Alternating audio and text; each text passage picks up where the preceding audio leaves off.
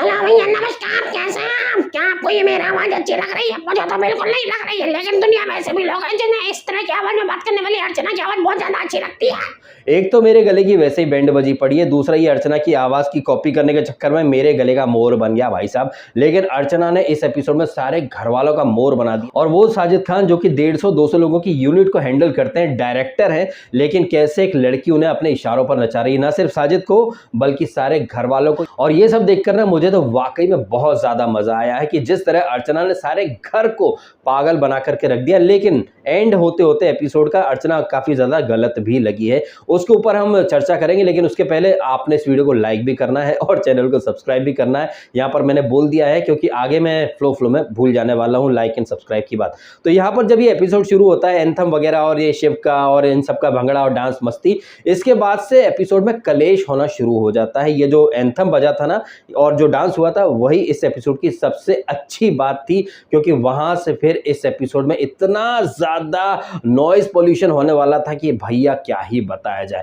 यहाँ पर शालीन कुछ बोलता है साजिद से कि वो 7 रोटी बनाती है जग्गा, उसके बाद 11 रोटी ऐसा कुछ बनाती है, बहुत ज्यादा काम नहीं है, ड्यूटी रीशफल कर दो। इधर शालीन ने यहाँ पर साजिद के कान में ये बात डाली, उधर निम्मो एंड डुम्बू दोनों आ जाते हैं और निम्मो यहाँ पर बोलती भी है कि साजिद जी ये जो पर्चियां आपने बनाई है ना ये फाड़ देना, क्योंकि यहाँ पर लिखना और लिख करके बातचीत करना ये सब अलाउड नहीं है। जब निम्मो तुम्हें पता है ये चीजें अलाउड नहीं है, उसके बावजूद तुम ये गुनाह कर रही हो। और सबसे बड़ी मजे की बात, ये आइडिया देने वाली निम्मो को तो बिग बॉस ने कोई पनिशमेंट नहीं दी, लेकिन बेचारी डुम्बुल को यहाँ पर साजिद के फेवरेट लोगों के ग्रुप से बाहर फेंक दिया गया है, भीड़ का हिस्सा बना दिया गया है। हालांकि जब ये पनिशमेंट मिलती है डुम्बुल को तब वो अपसेट हो जाती है, लेकिन बाद में शालीन वगैरह आके समझा देते हैं, अरे पगली तू नॉमिनेशन से ऑलरेडी सेफ हो चुकी है, बिग बॉस ने भी लाठी तब पटपटाई है जब सांप निकल चुका है। खैर अब हम यह बात कर लेते हैं साजिद खान की। साजिद खान जो कि फराह खान का भाई है, फराह खान अक्सर आके बिग बॉस में कुछ न कुछ सेगमेंट में होस्ट करती रहती हैं या फिर अदालत वदालत लेकर के आ जाती हैं।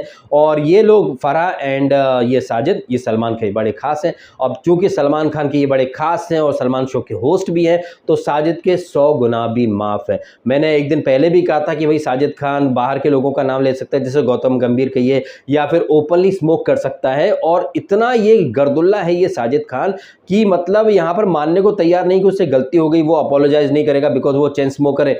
चेन स्मोकर है तो मतलब क्या एग्जाम्पल क्या सेट करना चाहते हो? मेकर्स लेकर के आए थे साजिद खान को इसलिए सो दैट वो अपनी इमेज क्लीन कर सके, दुनिया को दिखा सके कि वो इतना बुरा नहीं है जितना कि दुनिया में बताया जा रहा है। लेकिन एक्चुअली में साजिद खान ने बिग बॉस में आकर अपने ही पैरों पर बड़ी वाली कुल्हाड़ी मार ली है। और जिस तरह से शिव ठाकरे एंड बाकी सारे घर वाले साजिद को ब्लाइंडली सपोर्ट करते हैं, पूंछ बन के पीछे पीछे घूमते रहते हैं, स्पेशली जिस तरीके से शिव ठाकरे ने अर्चना गौतम के कपड़े उठाकर बाहर फेंके और बार बार कह रहा था इसको मैं लाइन पर लाऊंगा, और जो कल का जो प्रोमो देखा वहां गद्दे कंबल वगैरह सब उठा उठा के फेंक रहे हैं।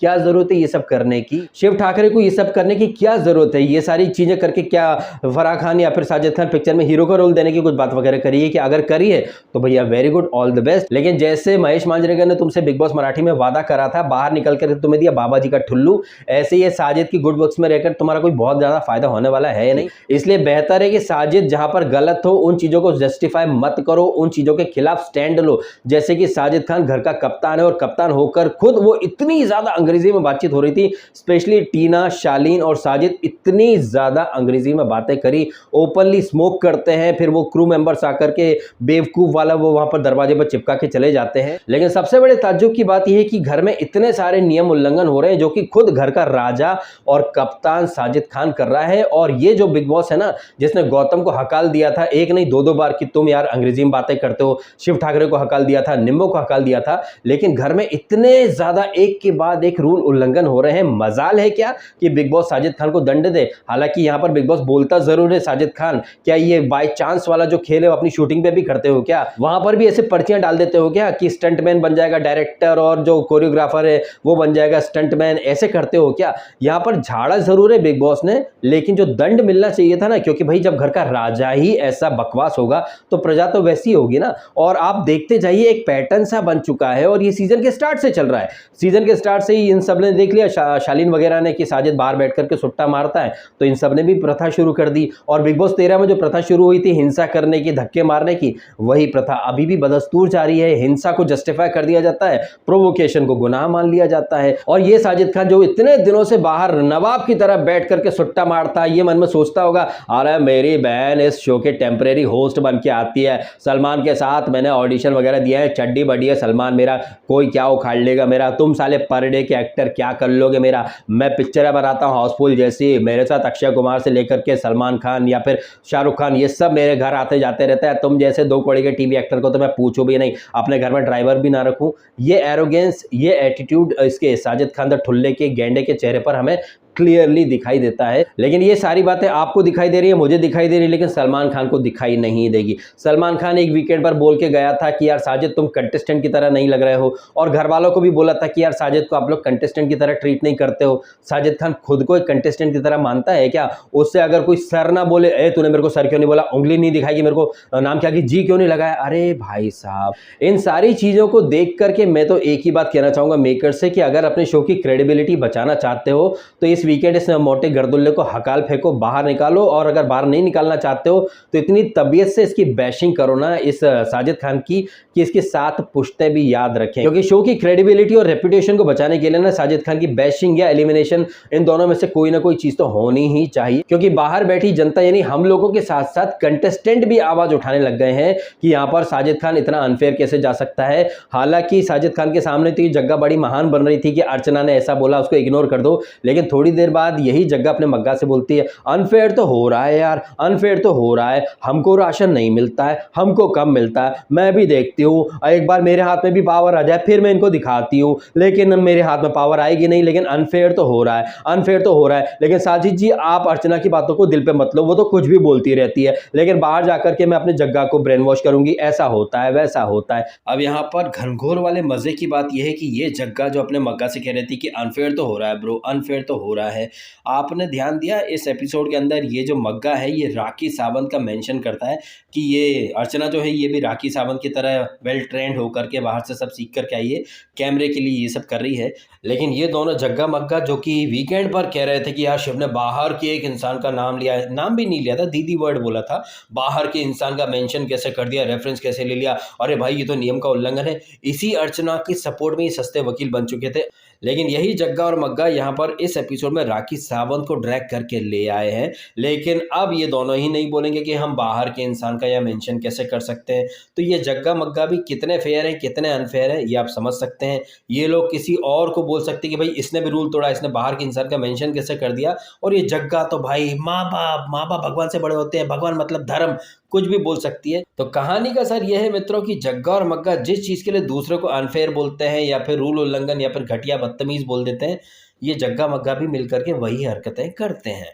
और इस एपिसोड में कोई पहली बार ऐसा नहीं हुआ कि मेकर्स के ऊपर क्वेश्चन उठे हों। सौंदर्या शर्मा तो कई बार क्वेश्चन उठा चुकी है, 1-2 दिन पहले भी उसने बिग बॉस को अनफेयर एंड बायस्ड बोला था। और बाहर बैठ करके मैं तो आपके सामने ये पॉइंट रखता ही हूँ कि बिग बॉस कितना ज्यादा बायस्ड है, बट उसके बावजूद सदी का मेगा स्टार सलमान खान आकर बोल देगा यहाँ कुछ भी बाइस्ड नहीं होता है, मेकर्स कोई भेदभाव नहीं करते हैं। अब साजिद खान तो कजाकिस्तान से नहीं आया है, वो तो इंडियन ही है ना, वो क्यों इतनी अंग्रेजी में बात कर रहा है? बिग बॉस ने उसको क्यों नहीं झाड़ा कि कप्तान होकर राजा होकर आप खुद रूल उल्लंघन कर रहे हो तो प्रजा तो करेगी ही ना।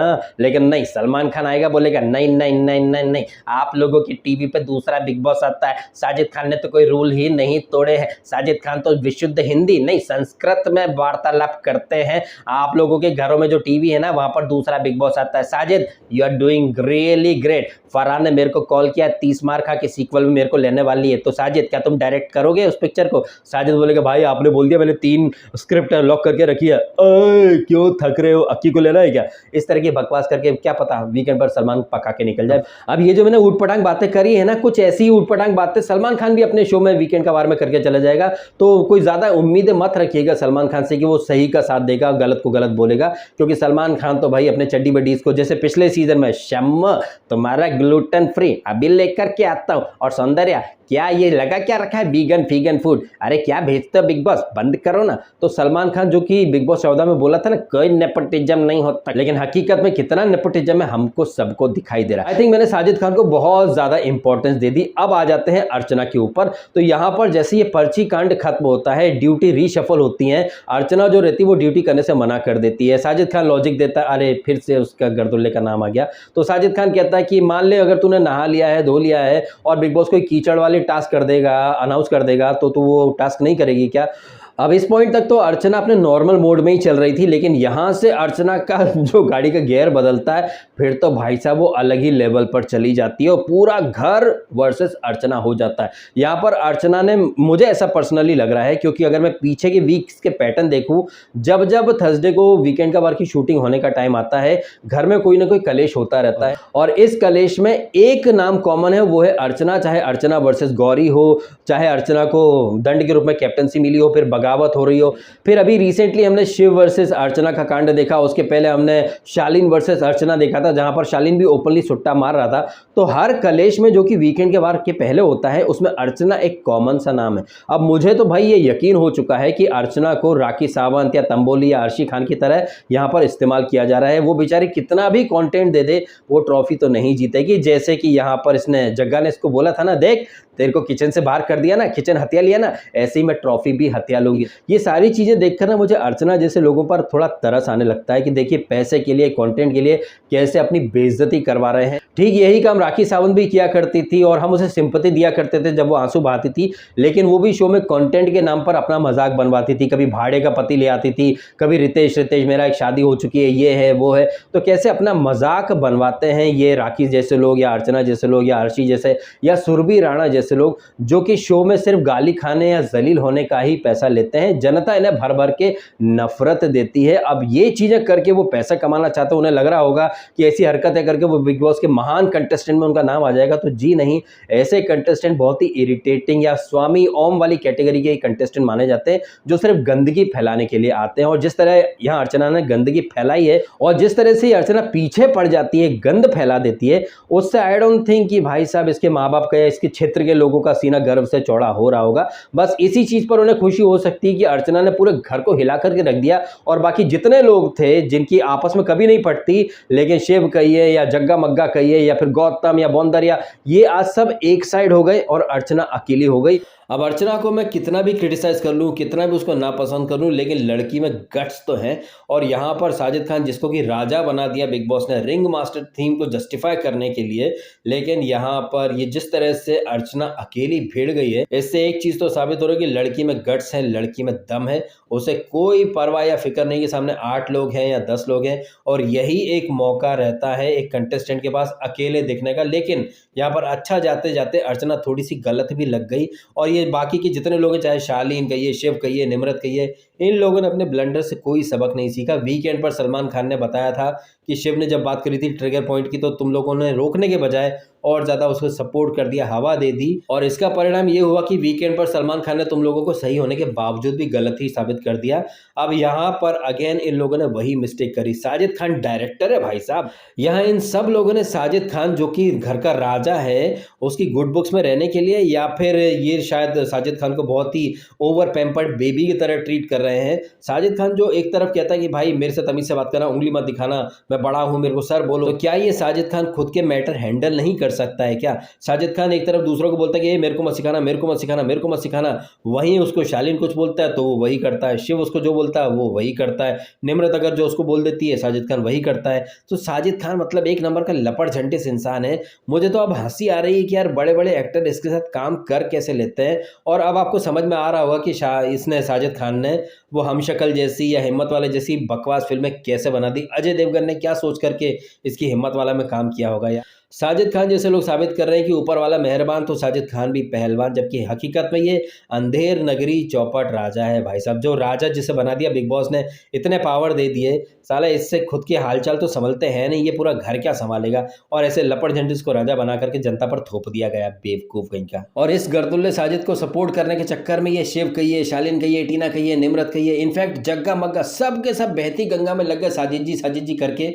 जबकि ये मौका था कि गलत जाते हुए साजिद के अगेंस्ट ये स्टैंड लेते और ये जितने एक्स कैप्टन है जिनकी कप्तानी मतलब बिग बॉस ने हकाल दी थी, ये भी मतलब चपड़गंजू निकले यार। कोई भी नहीं बोल पा रहा नहीं साजिद जी आप गलत थे, आप गलत थे, आप कप्तान के तौर पर खुद गलत करोगे तो यार बाकी लोग तो वही करेंगे ना। लेकिन नहीं, यहाँ तो मतलब आप देख लो यार क्या बोला जाए। वहाँ जो स्मोकिंग का जब था, अरे भाई मैं कैसे भूल गया, ये 18 साल की बच्ची भी तो सुट्टा मार रही थी। लेकिन यहाँ पर जब सुट्टाबाजों ने हाथ उठाए थे तो आपने देखा संस्कारी और तमीज़दार महान महिला जिनका हुक्के वाला वीडियो मैंने डाला था लेकिन वो डिलीट कर दिया मैंने, वो भी हाथ उठा देती कि वो सुट्टा मारती है। लेकिन ये डुम्बल और ये टीना भी तो वॉशरूम में घुसी थी शालीन के साथ, लेकिन यहाँ पर तो उन्होंने हाथ नहीं उठाया। खैर यार एक चीज़ हमें जानकर अच्छा लगा कि निम्मो, शिव, अर्चना, अब्दू ये 4-5 ऐसे लोग हैं जो कि सुट्टा नहीं पीते हैं। लेकिन जो घर का मालिक है या फिर राजा है वो सुट्टा मार रहा भाई साहब, तो फिर प्रजा तो वही करेगी ना, है कि नहीं।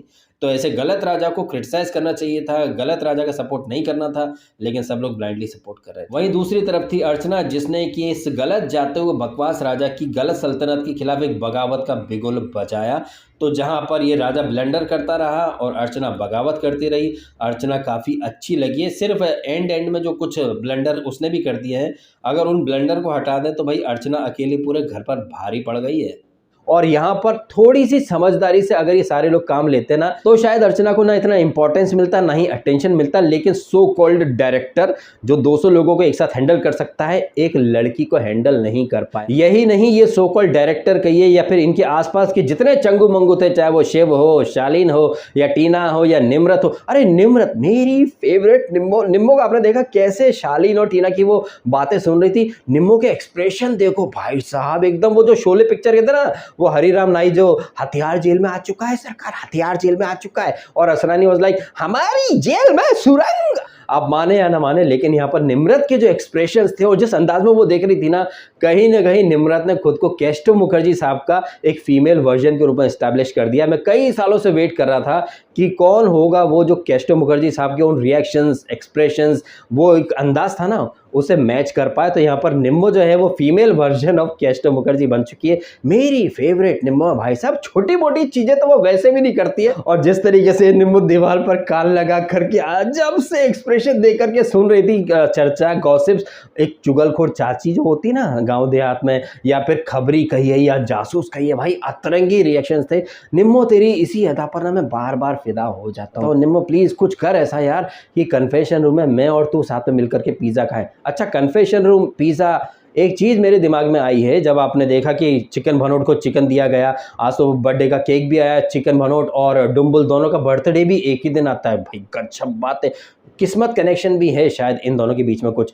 तो जब कन्फेशन रूम में चिकन पार्टी हो सकती है, पिज़्ज़ा पार्टी हो सकती है, तो अर्चना के लिए ट्रेनिंग पार्टी क्यों नहीं हो सकती कि अर्चना वीकेंड का वार आ रहा है, लोहा गर्म है, मार दे हथौड़ा, वीक के सारे मुद्दे साइड में हो जाएं और बस ये 1-2 एपिसोड में जो हुआ है इसी के ऊपर भाईजान के लिए एपिसोड डिजाइन करना है, स्क्रिप्ट उसी अकॉर्डिंग लिखी जाएगी। तो मत चूके चौहान, अर्चना लग जा काम पर, क्योंकि हर वीकेंड के पहले अर्चना ये बवाल करती है। इस पैटर्न को मैं यहाँ पर हाईलाइट कर रहा हूँ। खैर यहाँ पर एक चीज और मैं आपके सामने हाईलाइट करना चाहता हूँ। जब ये राजा का गोदाम वाली जो टास्क चल रही थी, अगेन ये टास्क किसके ऊपर बेस्ड थी?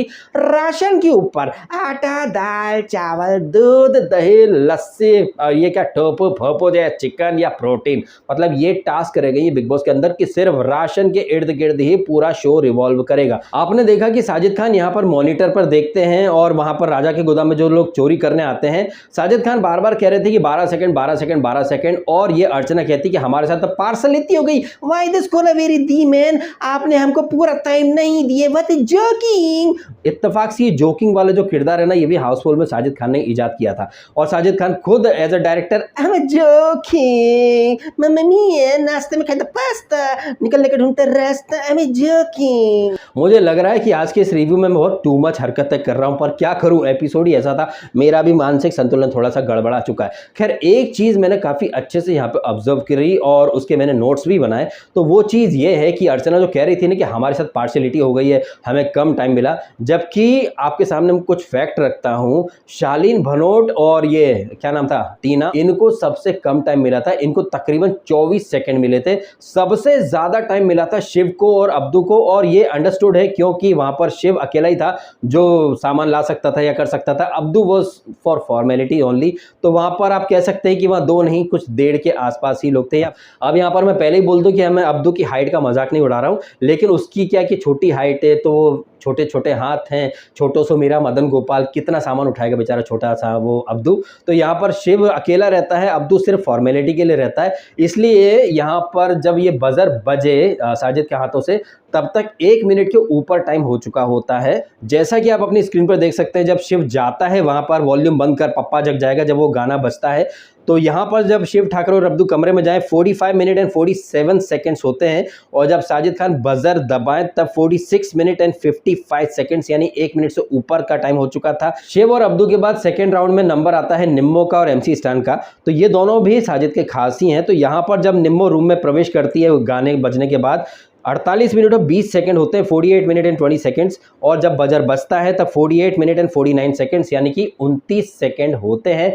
जब शालीन उस रूम में घुसता है तब 49 मिनट एंड 44 सेकंड्स हो रहे होते हैं, और जब बजर बजता है तो 50 मिनट एंड 8 सेकंड्स हो रहे होते हैं, तकरीबन 24 सेकंड। लेकिन जब अर्चना और उसके रूम में जितने लोग हैं, मतलब टोटल 5 लोग, अब ये 5 लोग हैं, और ये 5 लोग अगर चाहते तो अच्छे से प्लान करके बहुत सारा मटेरियल ला सकते थे। लेकिन 50 मिनट एंड 53 सेकंड पर जब ये रूम में प्रवेश करते हैं और जब ये 5 लोग उस रूम से बाहर आते हैं तब 51 मिनट एंड 22 सेकंड यानी कि तकरीबन 29 सेकंड इन्हें भी मिले थे। यहां ध्यान दीजिए, ये 29 सेकंड मिले थे 5 लोगों को। अगर ये बेहतर प्लानिंग या बेहतर एग्जीक्यूशन करते तो ये बहुत सारा राशन लेकर के आ सकते थे, लेकिन ये लोग लेकर के क्या है, केला और पपीता। आई थिंक यह केला इसलिए लाया गया होगा क्योंकि MC स्टैन ने बोला था ना, चल चल तेरे केले के पास जा, तो आई थिंक ये केला वर्ड इनके दिमाग में घुस गया। तो अगर ये 5 लोग बढ़िया तरीके से प्लानिंग करते तो बहुत सारा राशन आ सकता था। आपने खुद ने देखा कि MC स्टैन और निम्रत को भी 29 सेकंड ही मिले थे, लेकिन निम्रत कितना सारा राशन भर भर के ले आई थी। वहीं शालीन, टीना और सुम्बुल को सिर्फ 24 सेकंड मिले थे, उन्होंने कोई शिकायत नहीं करी।